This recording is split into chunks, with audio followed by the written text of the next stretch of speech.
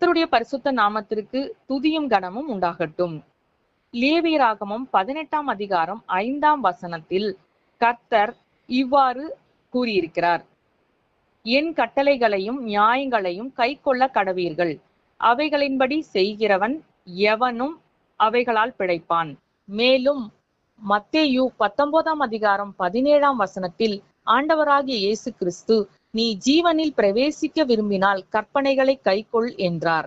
தேவனுடைய சாயலில் உண்டாக்கப்பட்டிருக்கிற மனிதர்களாகிய நமக்கு நம்மை உண்டாக்கின, நம்மை சிருஷ்டித்த கர்த்தாதி கர்த்தரும் தேவாதி தேவனுமாய் இருக்கிறவர் தம்முடைய விருப்பங்களையும் தம்முடைய சித்தத்தையும் வழிகளையும் கட்டளைகளாகவும் கற்பனைகளாகவும் நியாயங்களாகவும் நேமங்களாகவும் தம்முடைய வேதாமத்தின் மூலமாக நமக்கு வெளிப்படுத்தி இருக்கிறார்.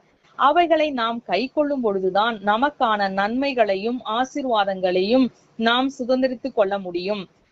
வேதாமத்தில் உள்ள வாக்குத்தத்தத்தின் மூலமாக நமக்கு கர்த்தர் வைத்திருக்கிற நன்மைகளையோ ஆசீர்வாதங்களையோ சுதந்திரித்துக் கொள்ள வேண்டும் என்றால் அவர் கொடுத்திருக்கிற நிபந்தனைகளை நாம் நிறைவேற்றும் பொழுதுதான் நாம் அந்த ஆசீர்வாதங்களையும் நன்மைகளையும் சுதந்திரித்துக் கொள்ள முடியும். அந்த நிபந்தனைகளை தான் நாம் கட்டளைகள், நியாயங்கள் என்று கூறுகிறோம். மேலும் இயேசு கிறிஸ்துவினால் ரட்சிக்கப்பட்டு அவருடைய விலையேற பெற்ற இரத்தத்தினால் மீட்கப்பட்டிருக்கிற அவருடைய சொந்த ஜனமாய் இருக்கிற நாம் பரலோக ராஜ்யத்தை சுதந்திரித்துக் கொள்ளவோம் என்ற விசுவாசத்தோடு ஓடிக்கொண்டிருக்கிறோம். தேவனுடைய ராஜ்யத்துக்குள் நாம் பிரவேசிக்க வேண்டும் என்றால் கர்த்தர் நமக்கு கொடுத்திருக்கிற கட்டளைகளையும் அவருடைய வசனத்தையும் நாம் கை கொண்டு வாழும் பொழுதுதான் கர்த்தர் நமக்கென்று வைத்திருக்கிற மகிமையை நாம் சுதந்திரித்துக் கொள்ள முடியும். கடைசி நாளில் நம்மை நியாயம் தீர்க்க போகிறது இந்த வேத வசனங்கள் தான்.